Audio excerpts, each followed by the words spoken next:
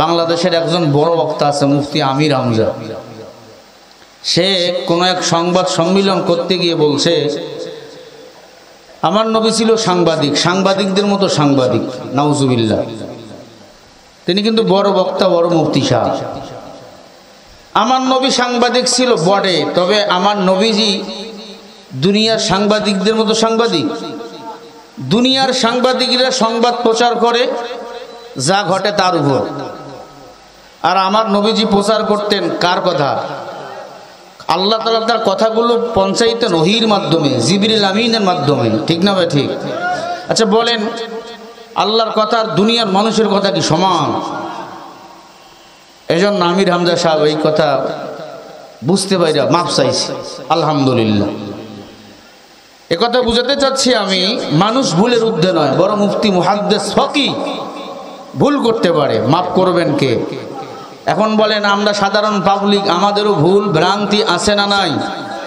এজন্যই মজমার আয়োজন, এই মাহফিলের আয়োজন। আল্লাহ যেন আমাদের জীবনের সব গুনাহগুলো মাফ করে দেয়। সবাই বলে আল্লাহুম্মা আমিন। একটু জোরে বলেন না আমিন। আমি হয়তো 10-5 মিনিট বলবো, এরপরে শেষ করে দেবো, কারণ আজকে আরও বড় বক্তা আছে।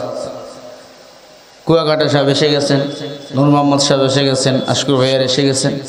আমি 2-4 মিনিট বলেই ছেড়ে দেবো, রাগটা করবেন না তো। এলাকার মানুষের অনেক আবেগন, হুজুর একটু আপনি বলেন। আসলে আমার ওয়াজ মাথায় নাই, এত বড় আয়োজন আমার একাই করতে হয়।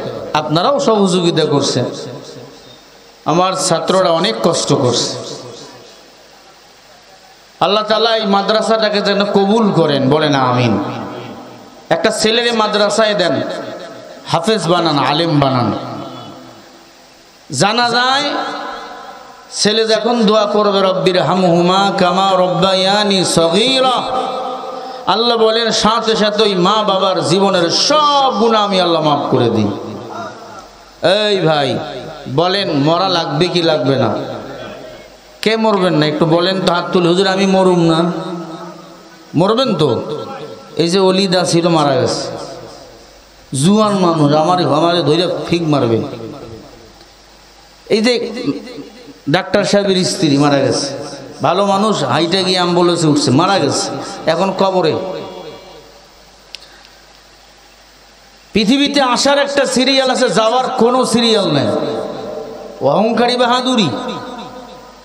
একটা পিপিলিকে মারা যেতে সময় লাগে, মানুষ মরতে সময় লাগে না।